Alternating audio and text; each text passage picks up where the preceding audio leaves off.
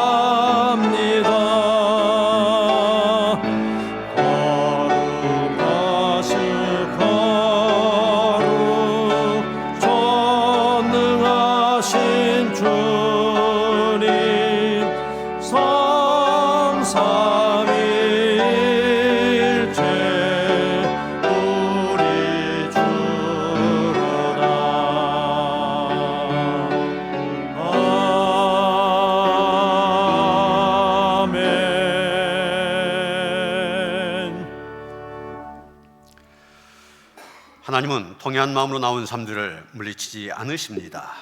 이제 우리 모두 함께 진정으로 우리들이 저진 죄를 뉘우치고 고백합시다. 여호와의 손이 짧아 구원하지 못하심도 아니요 귀가 둔하여 듣지 못함이 아니요 오직 너희의 죄가 너희와 나 사이를 내었다 말씀하신 하나님, 저희에게 기도를 멈춘 죄가 있습니다. 이웃을 돌보지 못한 죄가 있습니다. 거짓되고 악한 말 한 죄가 있습니다. 형제를 미워하고 시기하고 질투했던 죄가 있습니다. 주의를 거룩하게 지키지 못한 죄가 있습니다. 먹든지 마시든지 무엇을 하든지 하나님께 영광을 돌리지 못한 죄가 있습니다. 자비 하나님, 머리털보다 더 많은 죄를 고백하오니 회개하는 저희를 정결케 하사 합당한 예배자로 서게 하여 주옵소서. 예수님의 이름으로 이 고백의 기도를 드립니다. 주와 같은 신이 어디 있으리까? 주께서는 죄악과 그 기업의 남은 자의 허물을 사유하시며 인애를 기뻐하심으로 진노를 오래 품지 아니하시나이다. 내가 전심으로 주께 감사하며 신들 앞에서 주께 찬송하리이다.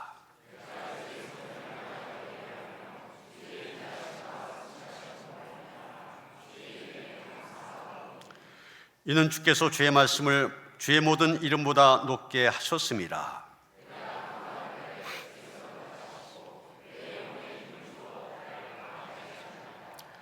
여호와여, 세상의 모든 왕들이 주께 감사할 것은 그들이 주의 입의 말씀을 들음이오며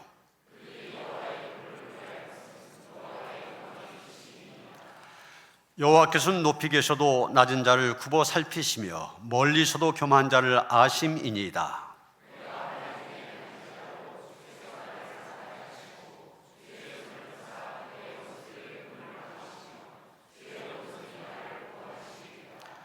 여호와께서 나를 위하여 보상해 주시리이다.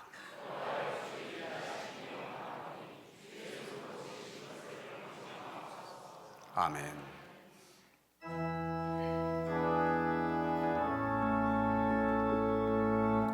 성부 성자와 성령 찬송과 영광 돌려보내세.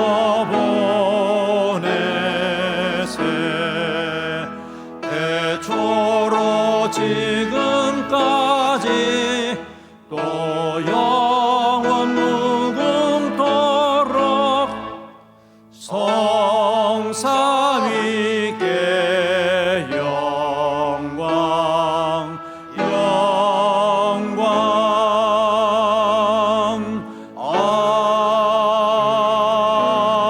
아멘.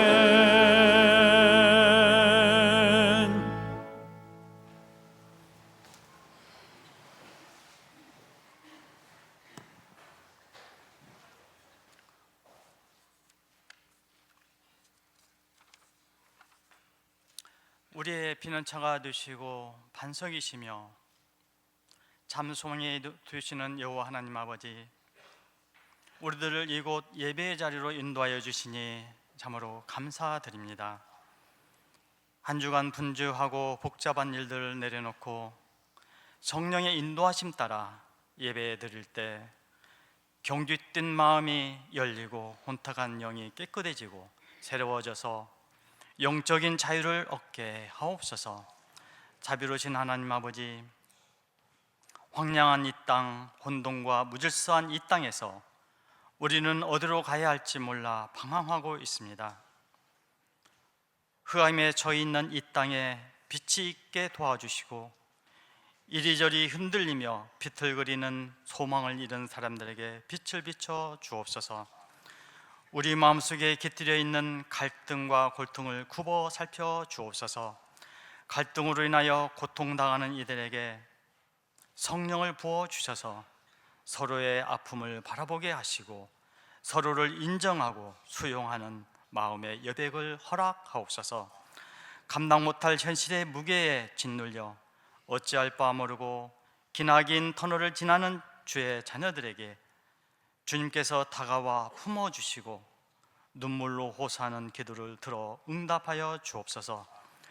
특별히 질병으로 인하여 고통 속에 나날을 보내는 이들에게 아픈 곳에 주의 손을 얹혀 주심으로 여호와 라파 치유의 하나님을 경험케 하사 건강을 회복시켜 주옵소서. 사랑의 하나님, 이 나라 이 민족의 아픔을 잘 아시는 주님, 하루속히 정치와 경제가 안정되게 하옵소서. 온갖 비난, 혐오와 갈등으로 여야는 사분 오열되고 있습니다.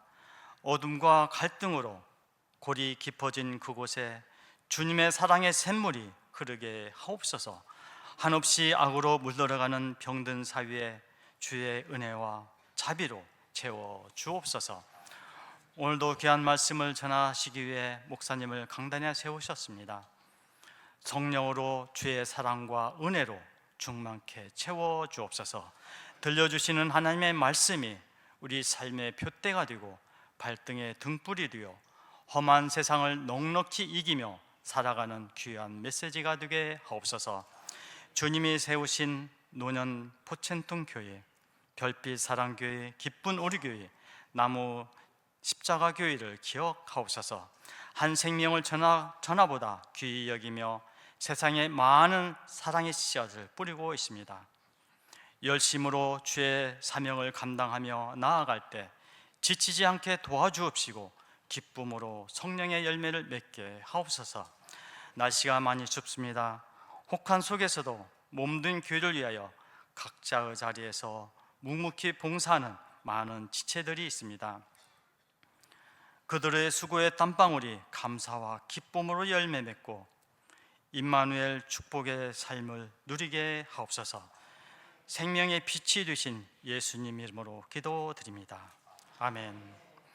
하늘에 계신 우리 아버지여, 이름이 거룩히 여김을 받으시오며 나라가 임하시오며 뜻이 하늘에서 이루어진 것 같이 땅에서도 이루어지이다. 오늘 우리에게 일용할 양식을 주시옵고 우리가 우리에게 죄 지은 자를 사하여 준 것 같이 우리 죄를 사하여 주시옵고 우리를 시험에 들게 하지 마시옵고 다만 악에서 구하시옵소서. 나라와 권세와 영광이 아버지께 영원히 있사옵나이다. 아멘.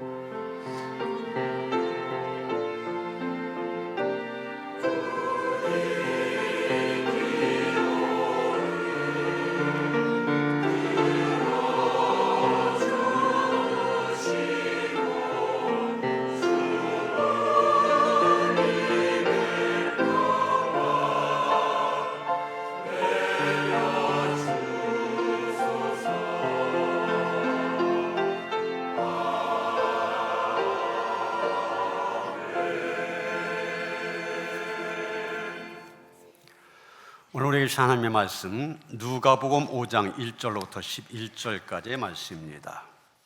신약성경 96쪽입니다.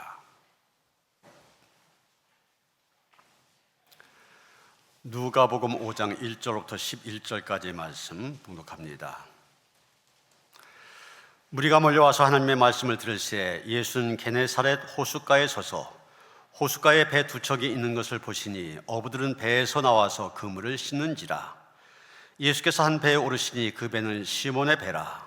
육지에서 조금 떼기를 정하시고 앉으사 배에서 무리를 가르치시더니 말씀을 마치고 시몬에게 이르시되 깊은 데로 가서 그물을 내려 고기를 잡으라. 시몬이 대답하여 이르되 선생님, 우리들이 밤이 새도록 수고하였을 때 잡은 것이 없지만은 말씀에 의지하여 내가 그물을 내리이다 하고 그렇게 하니 고기를 잡은 것이 심이 많아 그물이 찢어지는지라.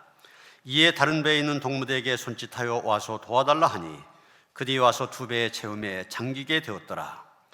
시몬 베드로가 이를 보고 예수의 무릎 아래 엎드려 이르되 주여 나를 떠나소서 난 죄인이로소이다 하니 이는 자기 및 자기와 함께 있는 모든 사람이 고기 잡힌 것으로 말미암아 놀라고 세베대의 아들로서 시몬의 동업자인 야고보와 요한도 놀랐음이라. 예수께서 시몬에게 이르시되 무서워하지 말라. 이제후로는 내가 사람을 취하리라 하시니 그들이 배들을 육지에 대고 모든 것을 버려두고 예수를 따르니라. 아멘.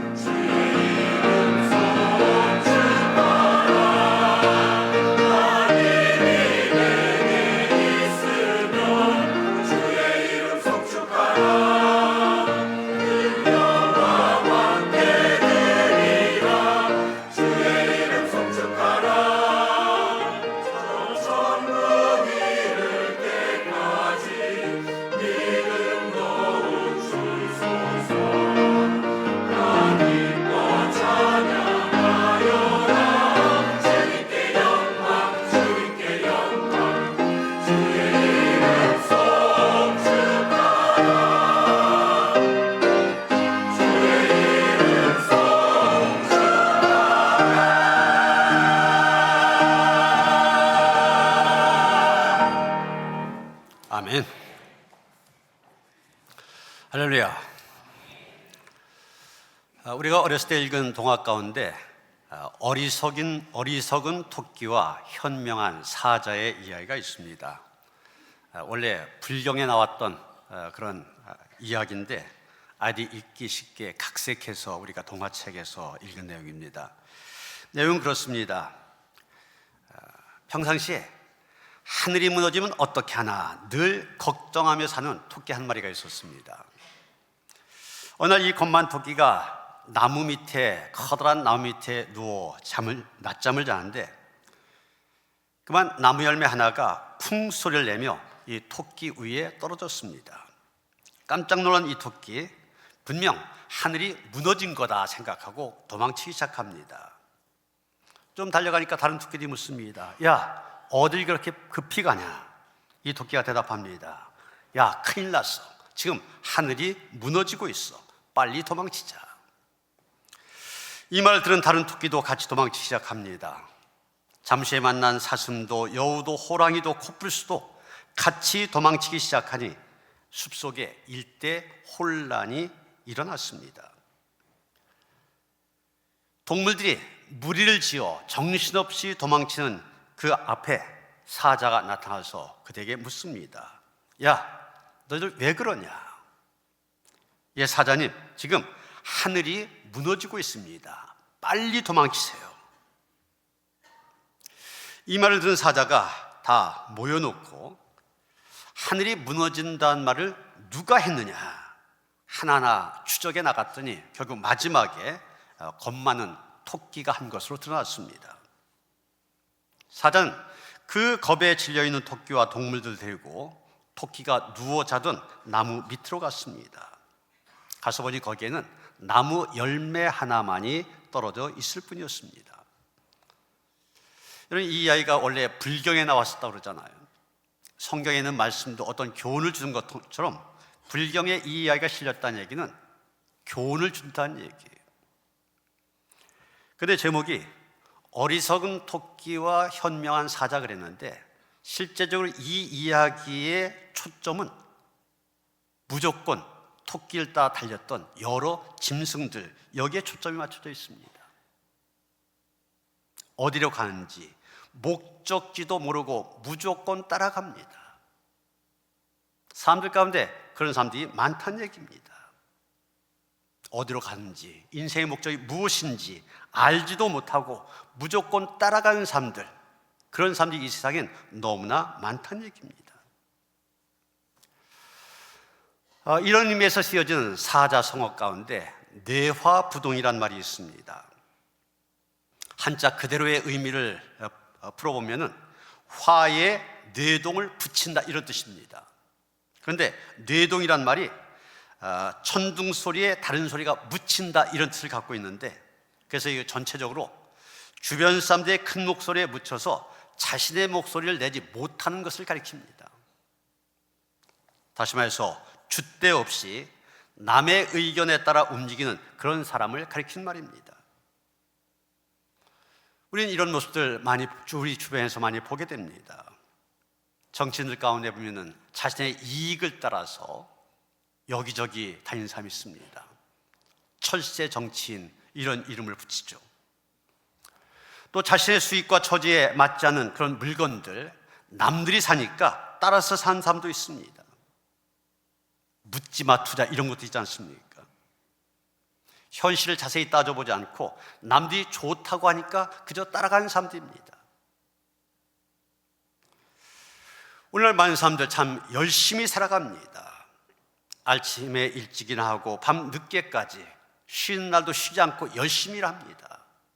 그게 80년대, 70년대, 80년대 우리나라 사람들이었습니다. 여러분, 한때 우리나라 40대 사망률 세계 1위였습니다.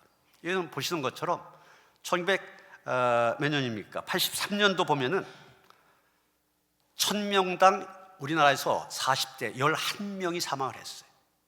미국은 1000명당 4.9명이 사망할 때입니다. 거의 미국보다 배 이상. 근데 이후에 이제 저녁이 있는 삶, 또 이렇게 주 5일제 이런 것들이 되어지면서 이제 우리나라 역전이 되어져서 지금은 이제 미국이 우리보다 2배 높은 그런 상황이 되어졌습니다. 40대 사망률이 세계 1위였다. 무슨 얘기입니까? 우리나라의 40대들 그만큼 열심히 살았다는 얘기입니다. 그런데 문제는 무엇을 위해서 그렇게 숨차게 뛰었냐는 겁니다. 그 열심히 산 결과가 사망률 제일 높은 걸로 나타났잖아요. 무엇을 위해 그렇게 열심히 뛰었냐? 10중 8구는 남들이 하니까 나도 한다 이겁니다. 남들이 좋은 차 사고 남들이 좋은 집에 사니까 나도 당연히 그래야 된다 생각하고, 그러다 보니까 어느새 그것이 인생의 목표가 되어졌습니다. 그런데 여러분, 사탄이 우리를 시험할 때 사용하는 가장 효과적인 방법은 삶의 목표를 잃어버리게 만드는 겁니다. 왜 사는지 스스로 생각하지 아니하고 부화내동하도록 만드는 것, 이것이 바로 사탄의 전략입니다. 남들처럼 되기는 돼야 하는데 마음대로 되지는 않고, 그나마 목표 없이 무작정 달려가다 보니 하는 일마다 실패하게 됩니다. 실패가 거듭되다 보니 그 인생 허탈하게 됩니다. 내가 노력한 만큼 얻어진 성과가 없을 때 사람들은 지치게 되고 절망하게 되고 허탈에 빠지게 됩니다. 이게 바로 오늘 살아가는 현대인의 모습입니다. 그런데 여러분, 현대인만 그런 것이 아닙니다. 우리는 오늘의 본문 속에서 이런 허탈감에 빠져 있는 사람들을 보게 됩니다. 이 사람들 열심히 살지 않았던 거 아닙니다. 4절 보면 뭐라 하겠습니까? 우리가 밤이 새도록 수고하였을 때 그렇게 말하고 있습니다. 밤이 새도록 수고했습니다. 여러분, 베드로를 비롯한 그 동료들, 바닷가에서 어부로 잔뼈가 굵었고 지금까지 어부로 살아왔기 때문에 고기 잡는 일에 있어서는 그 누구한테 뒤진다 생각하지 않았고, 그 분야에 있어서는 자타가 공인한 전문가입니다. 어부의 상식을 가지고 고기가 많이 잡힌 곳, 고기가 많이 잡힌 시간 잘 알고 있었습니다. 그래서 늘 하던 대로 그 시간에 그곳에 가서 집중적으로 그물을 던졌을 겁니다. 대강대강 한 것이 아닙니다. 적당히 한 것이 아닙니다. 밤이 새도록 수고했다고 그랬어요. 그러나 결과는 어떻습니까? 밤이 새도록 수고하였을 때 잡은 것이 없었습니다. 우리는 베드로의 이 대답 속에서 기대했던 모든 것들이 일시에 무너지고 오랜 노력이 그만 헛수가 되었을 때 사람들이 갖게 되는 삶의 의욕상실, 허무함, 이런 것들을 보게 됩니다. 지금까지 자기들을 먹여 살려준 바다에 그물을 던지고 지금까지 먹고 살게 해줬던 물고기를 잡아 올리려고 하였지만 던질 때마다 이상할 정도로 단 한 마리 잡지를 못하였습니다. 그렇게 하기를 수십 번, 수백 번 했음에도 불구하고 날이 밝을 때까지 한 마리의 물고기도 잡지 못하였습니다. 헛수고로 인하여 하염없이 실망하며 또 언제 물고기가 잡힐지 기약이 없는 빈 그물을 정리하는 일밖에 더 할 일이 없었습니다. 철저히 실패한 것입니다. 성공을 기대했지만 결과는 실패입니다. 여러분, 어쩌면 오늘 살아가는 우리 역시 이와 똑같은 경험을 하면서 살아가고 있는지 모릅니다. 인생을 살아가면서 누구나 크고 작은 일들에 실패한 경험들 갖고 있을 것입니다. 그러다 보니 매일매일 빈 그물을 정리해야 될 때가 있습니다.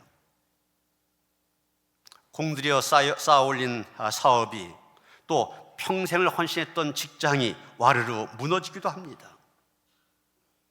그렇게 믿었던 자녀들이 탈선하기도 하고, 대학을 나왔다 해도 원하는 대로 취직이 되지 않아 자포자기, 3포 세대, 5포 세대, N포 세대, 이런 얘기까지 나왔잖아요. 이처럼 기대했던 것들이 일시에 무너지고 오랜 노력이 그만 헛수가 되었을 때 사람들은 삶의 의욕을 잃어버리게 되고 허무감을 느끼게 됩니다. 성공의 기약이 없이 빈 그물을 매만지는 것만큼 험한 일이 어디 있겠습니까?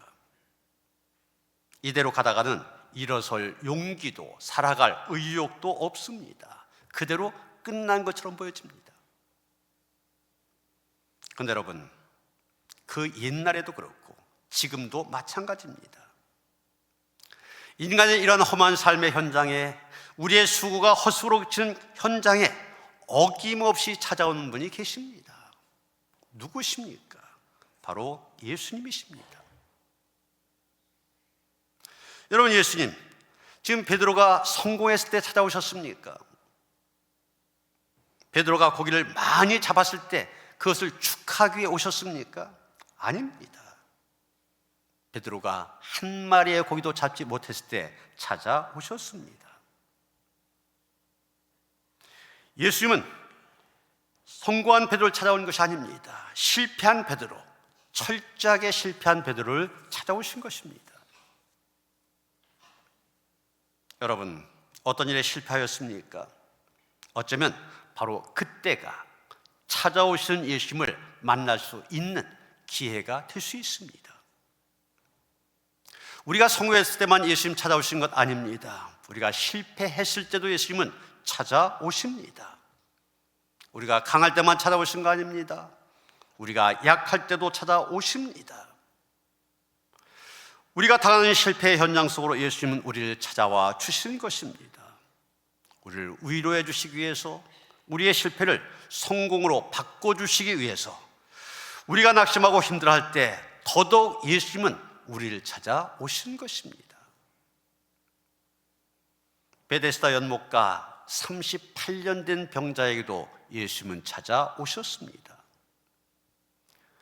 태어나면서부터 앞을 보지 못하던 그런 사람에게도 예수님은 찾아와 주셨습니다. 낙심 가운데 엠마오 마을로 내려가던 두 제자에게도 예수님 찾아오셔서 그들과 동행해 주시고 그들을 위로해 주시고, 그래서 그들의 슬픔이 바뀌어 기쁨이 되게 해주셨습니다. 여러분, 황무지라는 시로 유명한 T.S. 엘리엇이 있습니다. 4월은 가장 잔인한다, 이게 황무지, 그런 말로 시작되지 않습니까? 우리에게 너무 잘 알려진 그런 시인데, 이분은 낙심 가운데 엠마오로 내려가던 두 제자에게 나타나신 예수님이 그들과 동행하시면서 위로해 주셨던 그 광경을 이렇게 시로 읊었습니다. 항상 당신 옆에서 걷고 있는 제3자는 누군가? 세어보면 언제나 당신과 나 둘뿐인데, 내가 이 하얀 길을 내다보면 당신 옆엔 언제나 또 한 사람이 갈색 망토를 걸치고 소리 없이 걷고 있다. 두건을 쓰고 있어 남자인지 여자인지를 알 수 없으나 하여간 당신 곁에 서 있는 그 사람은 누구인가? 여러분, 이 사람이, 이 엘리엇이 마지막 그 사람은 누구인가 질문하고 있는데 누굽니까? 예수님이십니다. 이 엘리엇이라는 사람이 이 시를 쓰게 된 동기가 있습니다. 그때 남극을 탐험하러 갔던 남극 탐험대들이 무사히 돌아왔습니다. 그리고 사람들에게 그 결과를 보고하였습니다. 이 사람들은 남극을 탐험하는 동안에 혹한의 추위와, 여러분 오늘 춥다고 하지만 이건 뭐 상상도 안 됩니다. 영하 40도 50도 되는 이런 혹한의 추위, 그리고 그 가운데서 계속 가다 보니 생긴 극도의 피로, 이런 것들과 싸워야만 됐습니다. 이러다 보니까 극한 상황에 빠질 때가 한두 번이 아니었습니다. 실망과 좌절 속에 빠질 때도 많이 있었을 것입니다. 그런데 그럴 때 모든 대원들이 아주 이상한 신비한 환상들을 체험하게 됩니다. 거기 탐험대원들 숫자가 있을 거 아니에요. 그런데 자기들 숫자 이외에 또 다른 한 사람이 그들과 함께 있다는 사실을 환상으로 체험한 겁니다. 모두가. 그들은 자기들 숫자 이외에 존재하는 그 한 사람 때문에 늘 위로를 받았습니다. 그 한 사람으로 인하여 그들은 그 극한 상황을 이겨내고 죽음도 이겨내고 임무를 성공적으로 수행한 다음 무사히 돌아올 수 있게 된 겁니다. 이 엘리엇이 그 은혜로운 간증을 들었습니다. 들으면서 머릿속에 영감이 떠올라 지은 시, 바로 이 시. 그 사람은 누군가 이 시입니다. 여러분, 본래 대원들 숫자 이외에 또 한 사람 누구였습니까? 우리가 광야 같은 인생길을 걸어가면서 피곤하고 힘들어 지칠 때마다 우리를 찾아와 주시는 분이 있습니다. 그분이 누구십니까? 마태복음 28장 20절에 보면 주님께서 우리에게 분명히 약속하셨습니다. 볼지어다 내가 세상 끝날까지 너희와 항상 함께 있으리라. 끝날까지 함께 있으라 약속하신 바로 그 주님이십니다. 그 주님이 함께 하십니다. 여러분, 어려운 일 다가왔습니까? 어떤 일에 실패하였습니까? 낙심 가운데 빠져 있습니까? 가족들 쳐다볼 면목도 없는 그런 삶을 내가 살아가고 있다 생각하십니까? 베드로를 찾아오셨던 그 예수님, 우리도 찾아와 주실 것입니다. 그 다음 오늘 보면 3절 보면 이제 베드로를 비롯한 사람들을 찾아오신 예수님, 베드로에게 내 배 잠시 육지에서 떼라 그렇게 부탁을 합니다. 베드로가 그대로 했습니다. 예수님은 베드로의 배에 올라 앉으셨습니다. 그리고 거기서 무리들에게 말씀으로 가르치셨습니다. 아마 베드로도 그 무리와 섞여 앉아서 예수님의 설교에 귀를 기울였을 것입니다. 그런데 예수님은 설교를 마치시고 난 다음에 분명히 설교는 모든 대중을 향해서 하셨습니다. 그런데 설교하신 다음에 베드로 한 개인을 향해 말씀하셨습니다. 베드로야, 깊은 데로 가서 그물 내려 고기를 잡아라. 여러분, 왜 예수님 베드로에게 그런 말씀하셨겠습니까? 예수님 전지하신 분이기 때문에 모든 것을 알고 계십니다. 갈릴리 바다의 고기가 지금 어디에 모였는지 예수님 알고 계셨습니다. 또 예수님 전능하신 분, 바다의 풍랑까지 잠잠하게 하시는 전능하신 분이십니다. 그러니 베드로가 말씀의 의지에 깊은 데로 가서 그물을 낼 때 예수님 얼마든지 갈릴리 바다의 고기를 명해서 베드로의 그물 속으로 들어오게 하실 수 있었을 겁니다. 깊은 데로 안 가도 됩니다. 그런데 깊은 데로 가라고 하셨습니다. 여러분, 오늘도 가만히 생각해 보면 우리 역시 이 세 가지의 단계를 거치고 있습니다. 우리가 지금 하나님께 예배드려 나왔지 않습니까? 지금 베드로의 배 육지에서 조금 뗀 것처럼 우리는 세상에서 잠깐 떨어져서 하나님의 전으로 나왔습니다. 베드로가 여러 사람과 함께 예수님의 설교를 들었던 것처럼 우리 역시 지금 함께 더불어서 하나님의 말씀에 귀를 기울이고 있습니다. 그 다음 단계가 중요합니다. 베드로, 자기 개인에게 찾아오신 예수님의 말씀을 들었던 것처럼 우리 역시 나에게 말씀하시는, 개인적으로 말씀하시는 예수님의 음성을 들을 수 있어야 된다는 것입니다. 우리가 함께 모여서 하나님의 말씀을 듣고 있지만 하나님께서 내게 주신 말씀이 있습니다. 이것을 들을 수 있어야 된다는 거예요. 여러분, 미국의 석유 왕으로까지 불려졌던 록펠러라는 사람 이야기 많이 들으셨죠? 이 사람은 젊은 시절에 광산업에 손을 대었다가 큰 실패를 경험하였습니다. 정말 깊은 좌절을 맛봐야만 했습니다. 친구한테서 금광 하나를 인수받았는데 알고 보니 사기당한 것이었습니다. 이미 캐낼 수 있는 금은 다 캐내고 찌꺼기만 남은 거 판 거예요. 폐광이나 다름이 없었습니다. 은행에서는 계속해서 빚을 독촉하는 독촉장이 날라옵니다. 광부들에게 임금을 주지 못하니까 이 광부들 폭도처럼 변하기 시작합니다. 그런 상황에서 록펠러는 결심을 하고 그 광산 깊은 데까지 내려갔습니다. 그리고 그곳에 돗자리를 깔았습니다. 내가 하나님의 응답을 받기 전에는 결코 이 자리를 떠나지 아니하리라. 식음을 전폐하면서, 요즘 말로 하면 금식하면서 기도의 깊은 자리로 내려갔습니다. 그런 가운데 깊은 은혜를 체험하게 됩니다. 하나님의 음성을 듣게 된 겁니다. 더 깊이 파라. 때가 되면 원하는 것을 얻으리라. 여러분, 인간적으로 생각하면 말도 안 되는 얘기입니다. 벌써 캐낼 금 다 캐내고 그런 상황이기 때문에 아무리 깊이 들어가 봤자 더 나올 게 없습니다. 그런데 그때 이 록펠러가 오늘의 말씀을 생각하게 됩니다. 깊은 데로 가서 금을 내려 고기를 잡으라는 예수님의 음성을 들은 베드로, 그 말씀에 의지하여 그물을 내렸을 때 고기를 잡은 것이 힘이 많아 그물이 찢어지는 그런 축복을 받았던 것, 그것을 생각하게 됩니다.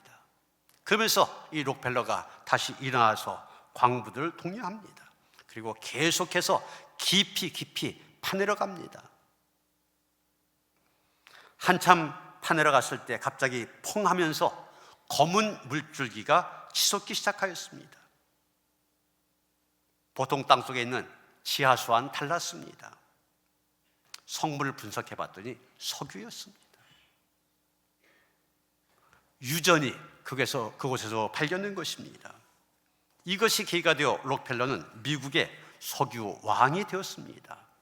그 시대 세계 제일 가는 갑부가 되어진 겁니다.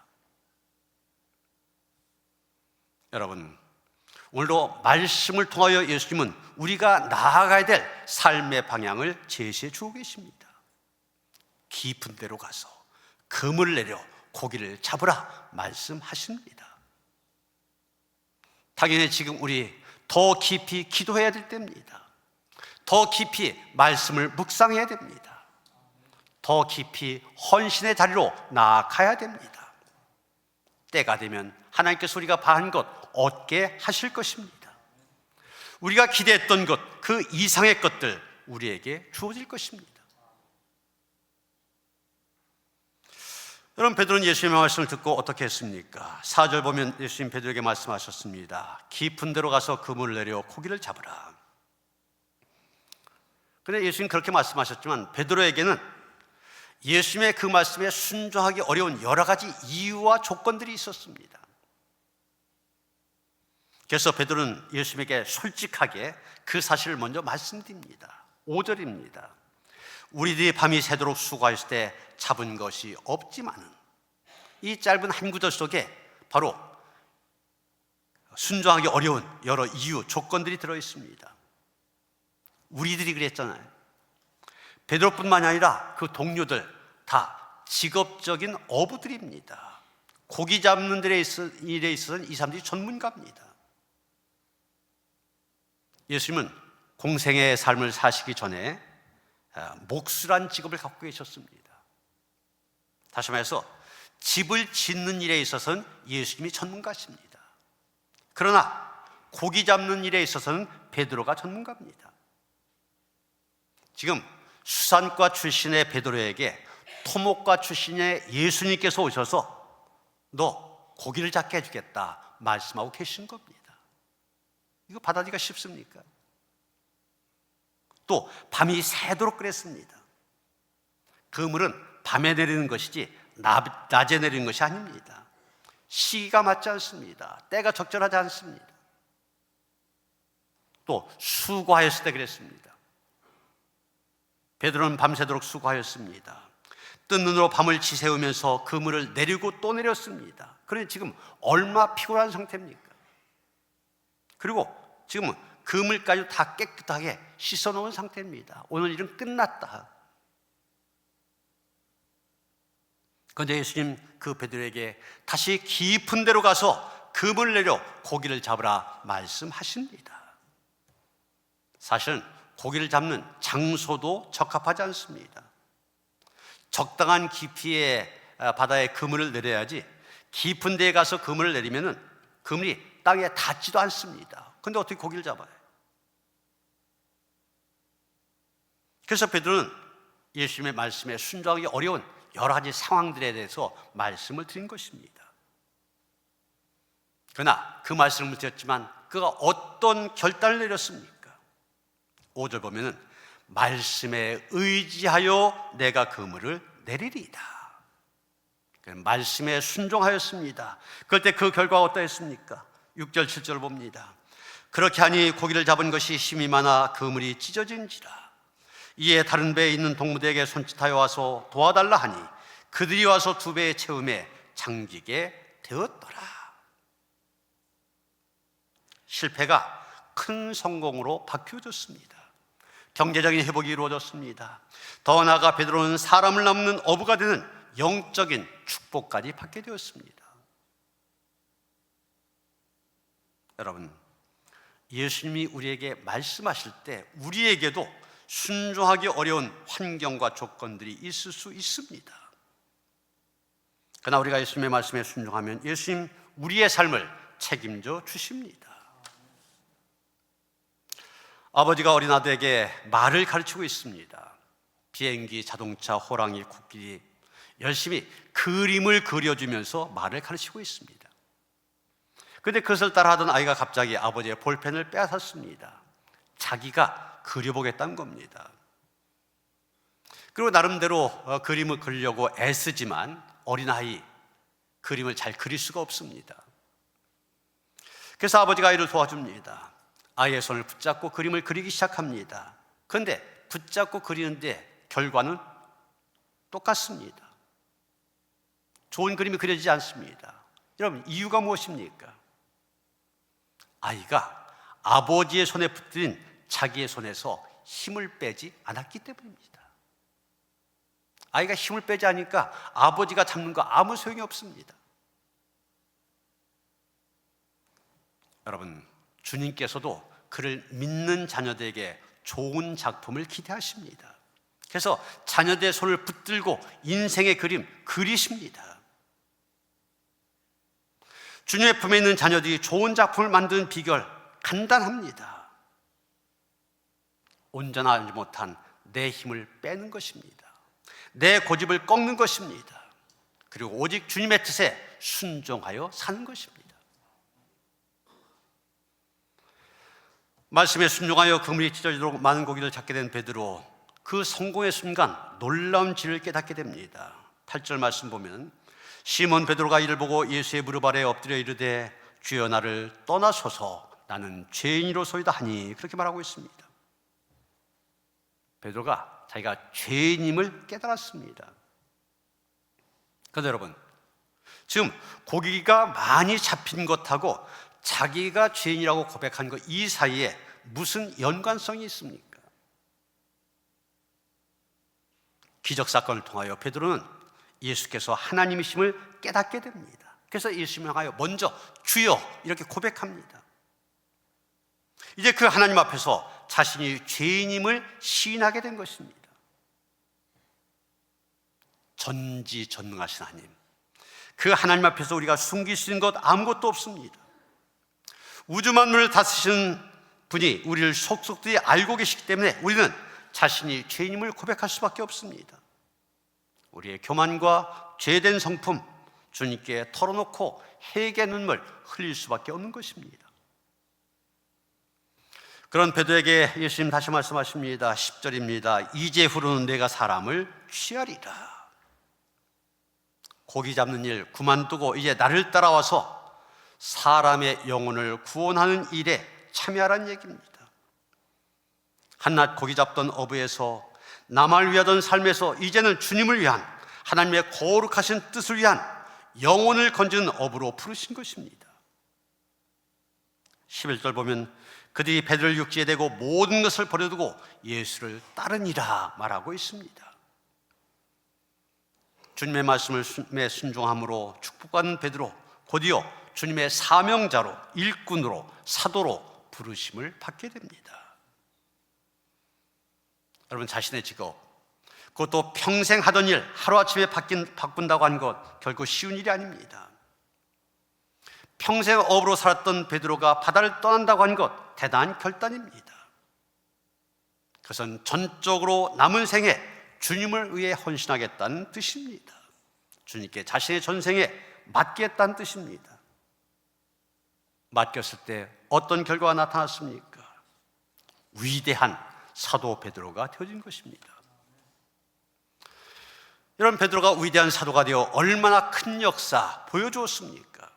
지금도 로마에 가면 베드로 성당이 있는데 얼마나 웅장하고 아름다운지 모릅니다. 거기에는 베드로의 무덤과 유물들이 보존되어 있고 전 세계 수만 관광객들 가득 찬 곳이 되어 있습니다. 갈릴리 저 촌구석에서 고기나 잡던 무식한 어부, 예수님이 부르실 때 무조건 순종함으로 역사상 이렇게 높이 추앙받는 사람 없을 정도의 그런 삶이 되어진 것입니다. 모든 것을 버려두고 예수를 따른 그 결과입니다. 사랑하는 성도 여러분, 우리 모두가 베드로처럼 실패 현장을 찾아오신 예수님, 그 예수님을 만남으로 인하여서 만났을 때 그분을 주님으로 고백하고 그분을 따름으로 실패의 인생이 아니라 성공의 인생, 어둠의 인생이 아니라 빛의 인생, 저주의 인생이 아니라 축복의 인생을 살아간 그런 성도들 되어주시기를 주님의 이름으로 축원합니다. 예수님 우리의 삶 속에 찾아오셨기 때문에 베드로처럼 우리도 그 예수님 주님이라 고백하며 그분을 따르는 제자로 살아갈 수 있게 하시니 감사를 드립니다. 우리에게도 베드로처럼 모든 것을 버려두고 주님을 온전히 따를 수 있는 우리의 믿음 되게 하여 주시옵소서. 깊은데 그물을 내릴 수 있는 우리의 믿음, 우리의 소명 되게 하여 주시옵소서. 예수 그리스도 이름 받들어 기도하여 싸움나이다. 아멘.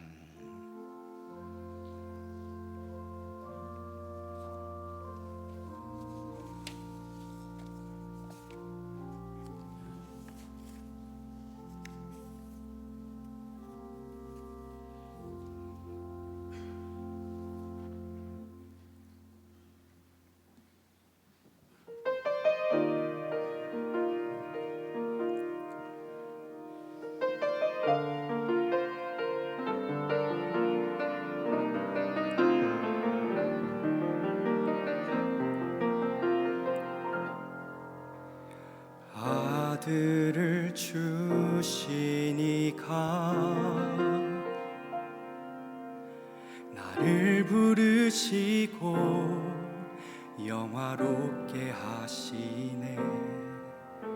지금 우리의 고난을 장차 영광과 비교할 수 없도다. 보이는 소망은 소망이 아니니 보이는 것을 누가 바라리요. 보이지 않는 것을 바라며 오래 참고 기다릴지라. 우리를 사랑하시는 이 그로 말미암아 우리가 넉넉히 이기느니라. 우리를 사랑하시는 이 그로 말미암아 우리가 넉넉히 이기느니라.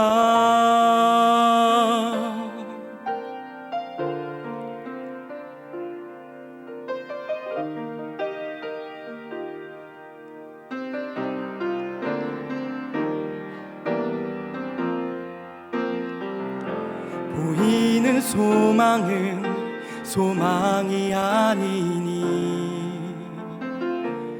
보이는 것을 누가 바라리요. 보이지 않는 것을 바라며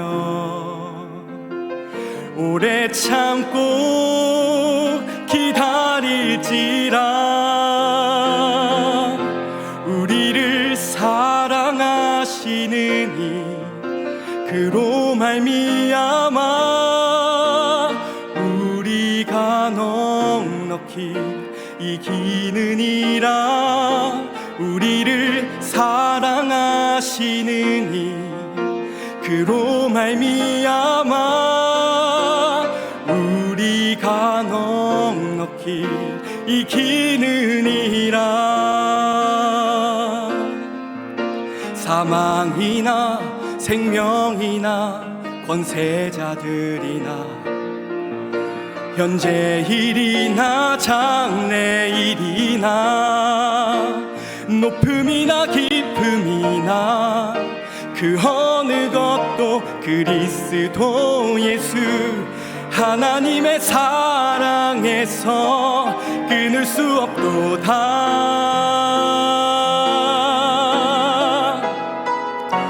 우리를 사랑하시는 이 그로 말미암아 우리가 넉넉히 이기느니라. 우리를 사랑하시는 이 그로 말미암아 우리가 넉넉히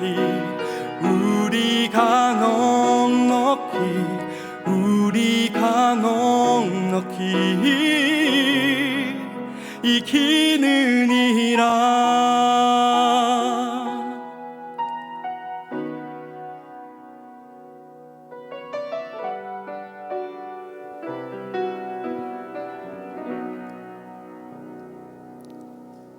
아멘.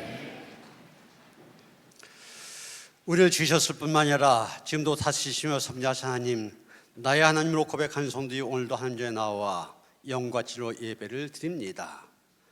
다시 한번 하나님 앞에 우리 자신의 모습을 돌아볼 수 있게 하시고 피조물로 주님을 높이며 살아가는 우리가 되도록 새롭게 결단하게 하여 주시옵소서.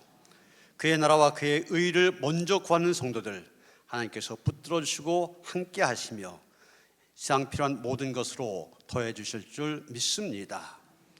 오늘도 믿음으로 드린 예물 기쁘게 받아 주시옵시고 드린 손길들마다 위에 그런 하나님의 풍성한 축복으로 함께 하시옵소서. 하나님의 손에 귀한 예물 올려졌습니다. 받으시고 축사하시사 쓰여진 곳곳마다 하나님의 존귀한 이름 더 많은 사람들에게 알려주고 더 많은 사람 하나님의 이름 앞에 무릎 꿇는 역사가 일어나는데 쓰임받게 하여 주시옵소서. 우리 주 예수 그리스도 이름 받들어 간절히 축원하며 기도하옵나이다. 아멘.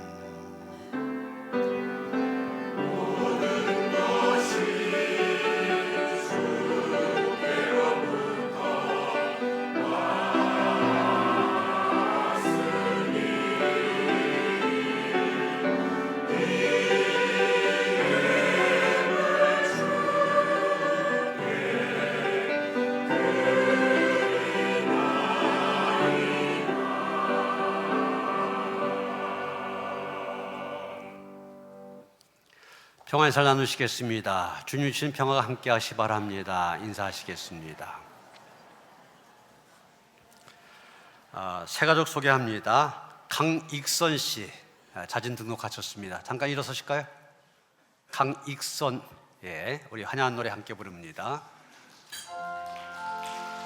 그의 사랑으로 환영합니다. 그의 사랑으로 환영합니다. 영예담의 안에서 주의 영광을 보내 주의 사랑으로 환영합니다. 환영합니다. 새가족실로 안내해 주시기 바랍니다. 우리 2월 예배 캠페인 10분 더 일찍, 그럴 때 10배 더 은혜 기억하시면서 예배 지각하지 말고 일찍 나와서 은혜 받는 일에 더욱 힘쓰시길 바랍니다. 오늘 속회 지도자 수련으로 모입니다. 1시 반에 모이셔서 송대천 목사님, 송도제자교회 목사님이신데 속회 연구원을 통해서 속회를 연구하시고 발전에 많이 애쓰신 분입니다. 좋은 강의 해주시고 강의 끝난 다음에 교구별로 모여서 교제도 하고 기도하는 그런 시간 4시 10분까지 준비했습니다. 지역장님들, 속회 인도자님들, 속장님들 꼭 참석하시길 바랍니다. 18일부터 목회 신방 시작됩니다. 이런 주보안에 계획표 다 나눠드렸으니까 미리 보시고 빠지는 과정 없도록 기도하며 잘 준비해 주시기 바랍니다. 다음 주 일요일에 남동서지방 지방회가 있습니다. 거기 대표자 명단 주보에 나와 있습니다. 꼭 참석할 수 있도록 미리 준비하시기 바랍니다. 교회학교 각 부서들 유치부서부터 시작해서 중고등부 청년부에 이르기까지 겨울 성령학교와 동계 수련회 벌써 어제 시작이 되어졌습니다. 3월까지 계속 되어지는데 여러분 보시면서 주변에 아이들 많이 보내주시기도 하시고 위에서 기도해 주시길 바랍니다. 2월 금요 심야기도에 일여 선교회에서부터 사여 선교회 그 차이도 기도에 앞장서신 여선교회인데 앞장서 주시길 다시 한번 부탁을 드립니다. 우리 기독교 역사문화 탐방 동호회가 있는데 25일 날 공주 기독교 박물관으로 갑니다. 주보의 내용들 참고하셔서 많이 함께 하시길 바랍니다. 유남 권사님, 이경호 권사님, 고정희 권사님, 조남성 장로님 여러분들이 병원에 입원하셨습니다. 위에서 기도해 주시길 바랍니다. 장진도 권사님이 하나님의 부르심을 받으셨습니다. 부인 되시는 정미자 권사님을 비롯하여서 자녀들 오늘 예배 참석하셨는데 위로의 말씀 전해 주시기 바랍니다. 다 일어나셔서 302장 찬송하시겠습니다.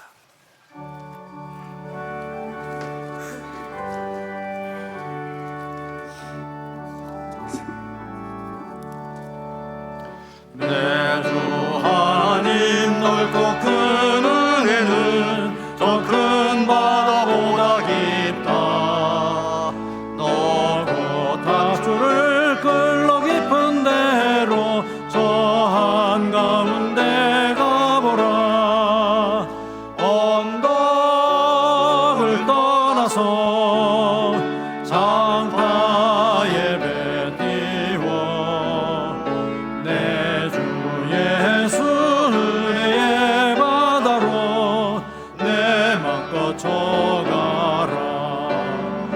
왜 너 인생은 언제나 거기서 저 큰 바다 물결 보고 그길 모르는 깊은 바다 속을 한 번에 하려 한보라. 언덕을 떠나서 장파 예배 띄워 내 주 예수 은혜의 바다로 내 맘껏 져가라. 많은 사람이 얕은 물가에서 저 큰 바다 가려다가 찰싹거리는 작은 파도 보고 마음 약하여 못 가네. 언덕을 떠나서 장파 예배 띄워 내 주 예수 은혜의 바다로 내 맘껏 져가라.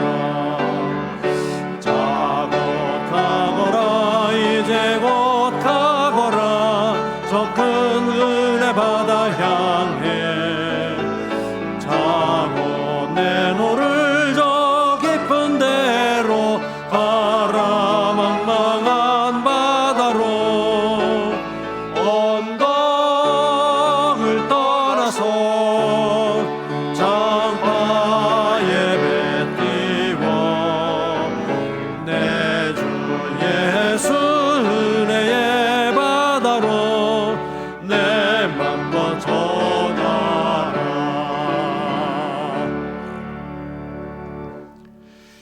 이제는 우주 예수 그리스도의 은혜와 하나님 아버지의 그 극진하신 사랑과 성령의 감화 감동 역사하심이 깊은 곳에 금을 내려 내라 말씀하신 주님의 명령에 순종하여 인생의 깊은 곳에서 하나님의 은혜를 누리며 살아가길 원하며 다짐한 모든 성도들 가운데 이제로부터 영원토록 함께 하시옵기를 간절히 축원하옵나이다. 아멘.